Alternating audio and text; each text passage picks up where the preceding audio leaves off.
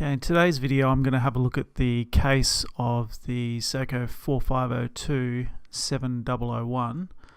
This is one of the pretty common cases that these came in, but they did come in a variety of cases. The design of this case is basically along the lines of the grammar of design rules. So you'll see sharp edges. They're all polished, and the edges on the side are quite sweeping as well. So they were designed that way to really reflect the light and excuse me, and also to really make the watch show off when someone's wearing it. So I'm just rotating the case around here, and you can have a look at the crown and also the case lines, and you can see the bezel there as well. These use a mineral crystal, which is just held in with a rubber gasket and the bezel. And you can see there, you can see the dial. This is all these references, as far as I'm aware, came with a white sunburst dial. So quite often you'll see black spotting on the dial. Also, you can quite often see some damage to the lacquer on top as well.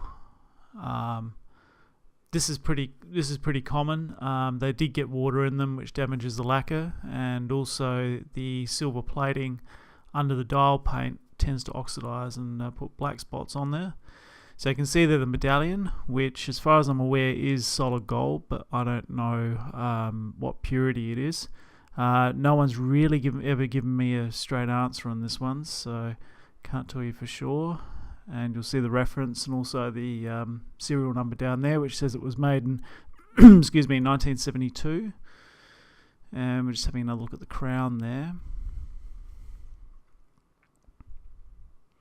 and also the side of the case. And you can see how the light hits it, that it really shows up those lines on the case. Okay, so with my fresh new video editing skills, we've taken the back off the case there, and you can see the movement. So they're a bit of an oddball movement. They do have one of the balance cocks, which goes all the way across and is secured by 2 screws rather than one, like most lower end watches have. The finish on the plates it isn't a super high finish, but it's a nice finish. So we're just removing the crown there,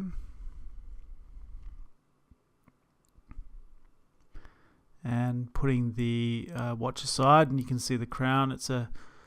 The stem is a fairly conventional type stem, and the crown is a Swiss style crown, so it's got the rubber seal pressed into the crown itself, which means that you can't really change it. So that's a problem for water resistance further down the track. And now we see the case in bits. So you can see the crystal there. So it's a bonded style crystal. So the glass is bonded to a metal ring, and it's got a reflector ring built in as well. There's the case back again with the medallion, and the inside there, which has also got the reference on it. And that's the crystal gasket there, which is the standard SEIKO L-shaped crystal. L-shaped crystal gasket, which were very common back then.